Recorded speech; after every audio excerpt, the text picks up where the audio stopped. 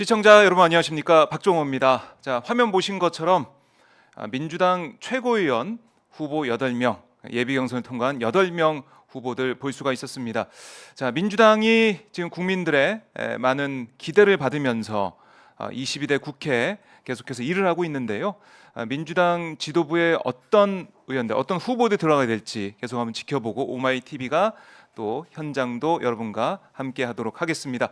자, 월요일입니다. 오늘도 오마이TV 박정희 핫스팟 문을 열어주실 분이죠. 부승찬 민주당 의원 나오셨습니다. 안녕하십니까? 안녕하십니까? 네, 반갑습니다. 네.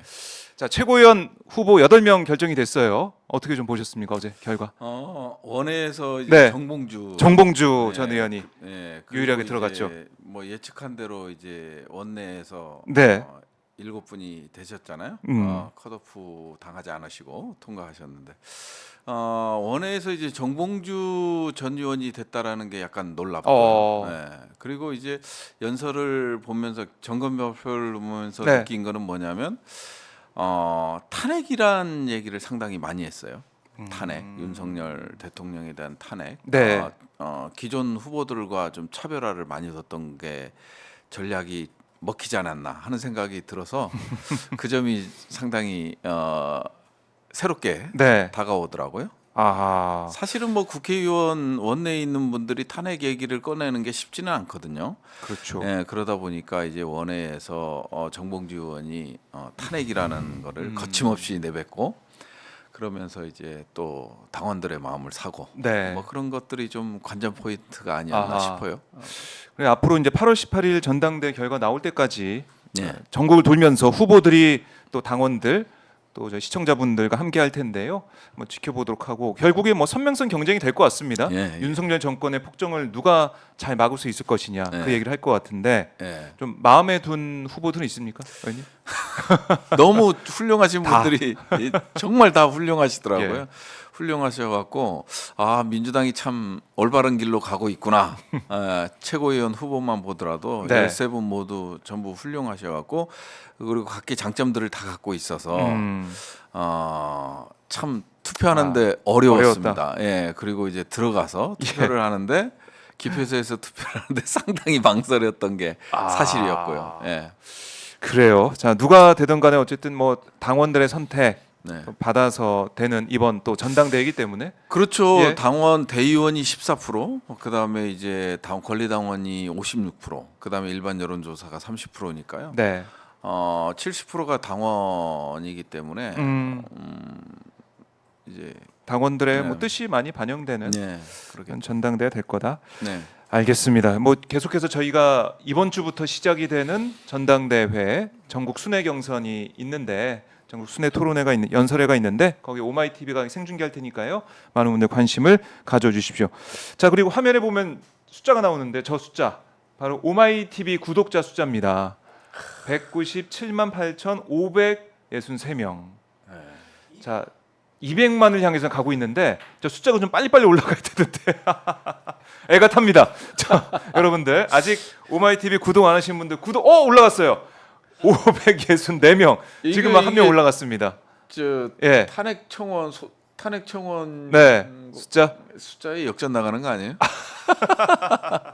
예. 그럴 수도 있네요. 예. 자, 근데 이제 구독자 수 200만을 향해 가고는 오마이TV인데 여러분들 보시면서 오마이TV 매일 보는데 봤더니 구독을 안 했네. 이런 분들도 있을 수 있어요. 예, 그럼요. 구독을 해주시고 좋아요 버튼 눌러주시고 오마이TV 함께 해주시면 고맙겠습니다.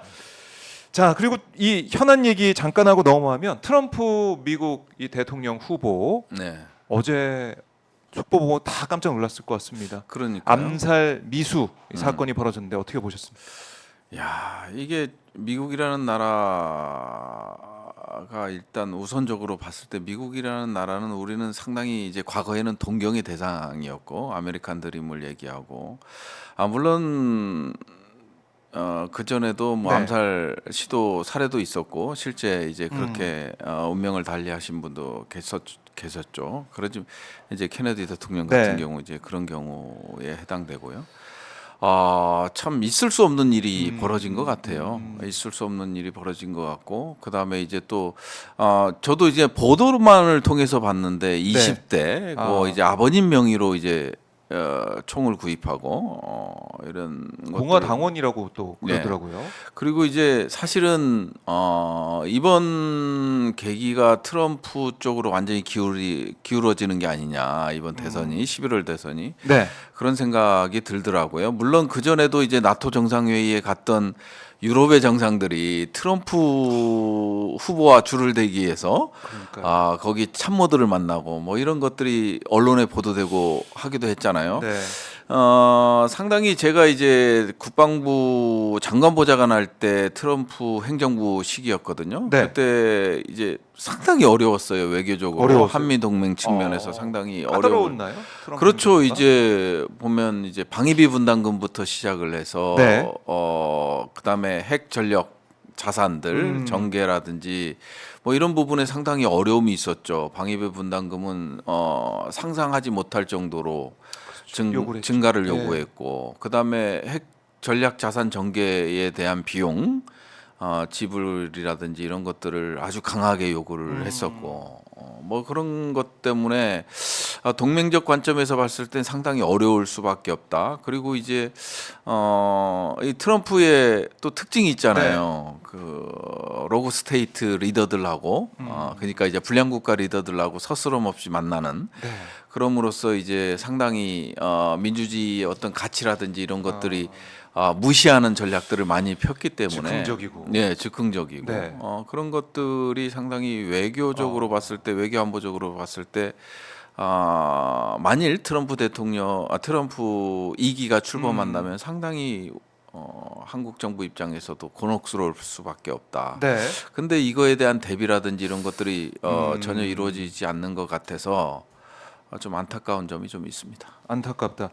그러니까 윤석열 정권의 이 지금 상황인데 트럼프 후보가 대통령이 당선이 된다면 바이든하고 다른 정책들, 다른 그럼요. 외교 상황들이 펼쳐질 거 아닙니까? 예, 그럼 그건 우리 당연한 정부가 거죠. 제대로 대응할 수 있겠느냐, 준비를 하고 있느냐, 예. 이 문제를 들여다봐야 될 것 같아요.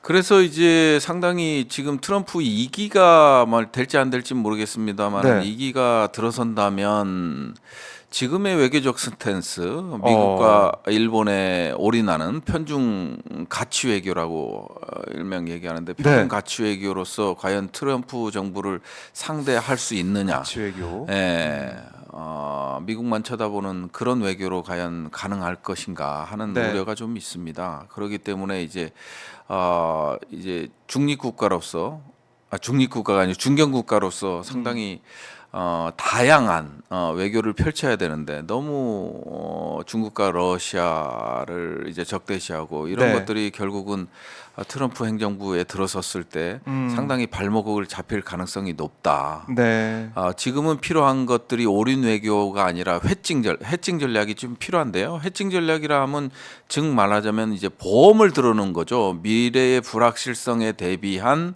외교 전략이 필요한데, 네. 미래를 생각하지 않는 그런 전략, 외교 전략들을 지금 하고 있잖아요. 윤석열 정권은 무조건 미국과 일본이다. 미국과 일본과 함께 간다. 이런 전략을 하고 있는 거잖아요. 그런데 네. 이제 만일 트럼프가 공언했듯이 러시아 푸틴을 만나고 김정은을 만나고 이런, 그다음에 러시아 우크라이나 전쟁을 에 있어서 그동안 얘기할 때 본인이 이제 당선되면 러시아 우크라이나 전쟁은 종식된다라는 거 아니에요?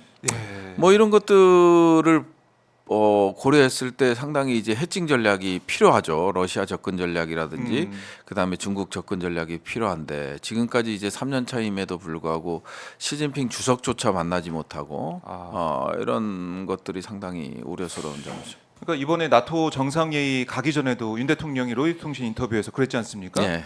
남한과 북한 중에 예. 선택해라. 이렇게 예. 러시아를 향해서 어떻게 보면은 예. 뭐 배짱을 부렸다고 해야 되나요? 네. 뭐 하여튼 그런 경고성 얘기도 했어요. 어떻게 네. 보셨습니까?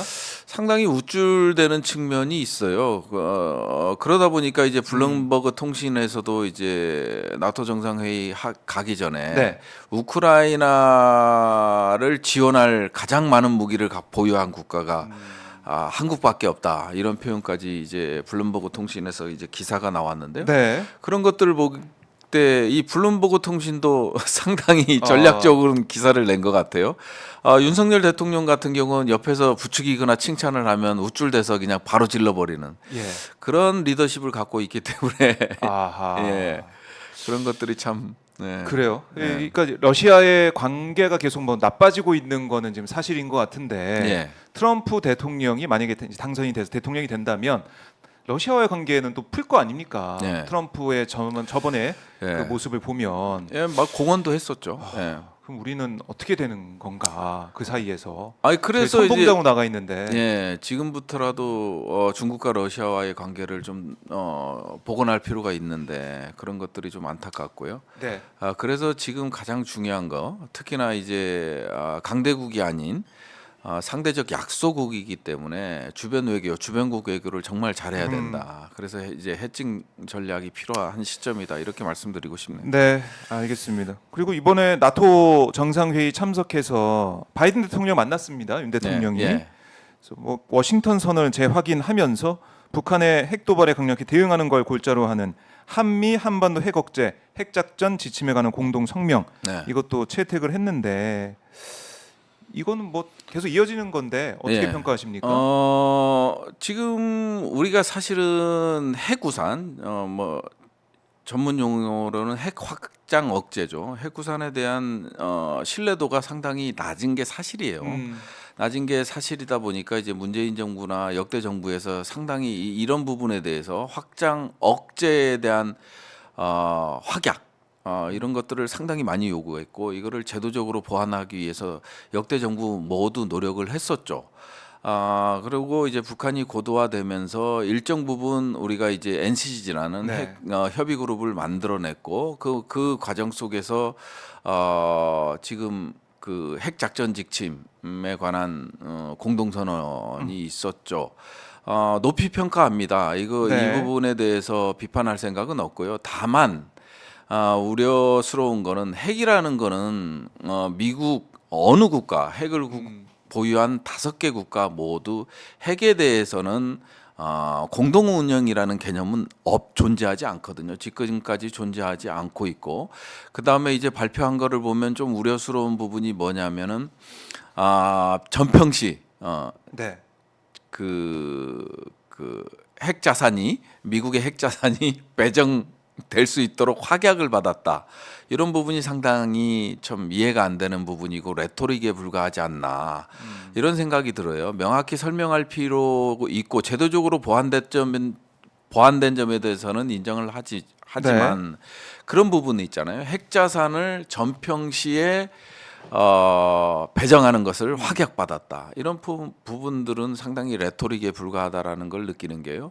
나토와 한반도를 놓고 봤을 때 과연 미국의 전략적 이익은 어디에 우선순위를 두느냐? 나토에 둘 수밖에 없거든요. 그러다 보니까 나토의 NPG를 생각할 수밖에 없는데요.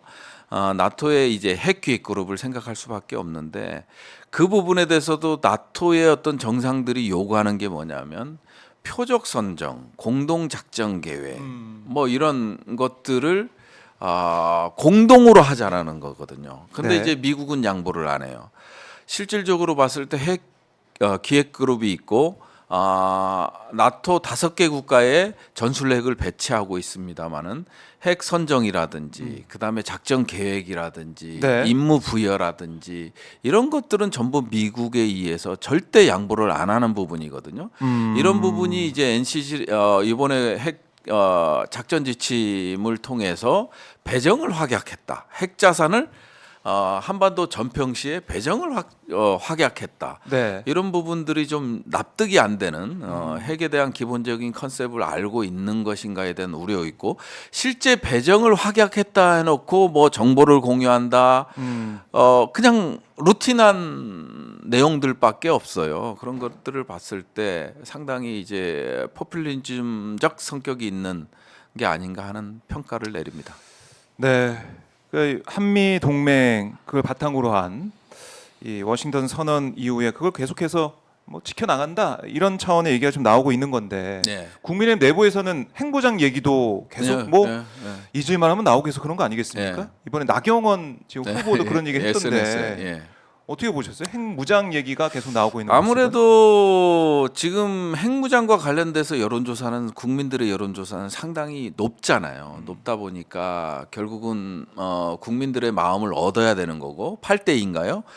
당원 80%, 그다음에 네. 이제 여론조사 20%니까 20%의 마음을 얻어야 되는 거고 그러다 보니까 이제 핵무장이라는 말을 꺼낼 수밖에 없는 처지는 이해해요.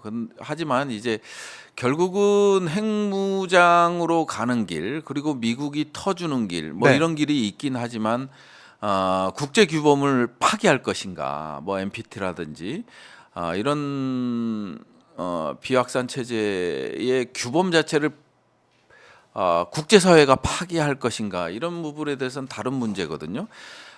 이런 핵규범 자체 비확산 체제가 지속적으로 유지된다면 북한과 동일한 제재를 받고 한국 같은 경우는 결국은 수출 주도형 산업을 지향하고 있는 입장에서 봤을 때는 네.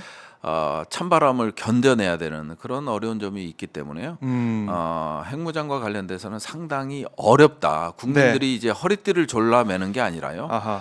결국은 후진국으로 떨어질 수밖에 없는 그런 상황을 감내해야 되는 문제이기 때문에 국민의 정서는 충분히 이해합니다. 저 역시도 우리가 이제 핵무장을 한다 네. 하면은 반대할 이유는 없거든요. 하지만은 전반적인 것들 국가적인 차원에서 접근을 해야 되고 국제사회적 차원 그렇죠. 그다음 NPT. 국제규범 네. 규범적인 측면을 고려하지 않을 수 없기 때문에 과연 지금의 우리의 국가적 위신, 그다음에 이제 국력, 경제력 이런 부분들을 다 포기할 것인가, 그리고 제2의 북한이 될 것인가 이런 부분들을 고려해야 된다. 네. 뭐 다른 부분에 대해서는 뭐 동북아에서 핵 도미노 현상이 일어나는 거 그거 뭐 이런 떠나서? 것들은 차치하더라도 네. 국제 규범이 파기되고 핵 확산이 이제 국가의 고유의 자율성에 맡긴다 이런 선언이 있기 전에는 제재는 들어올 수밖에 없는 거고 그러다 보면 이제 국민들의 어떤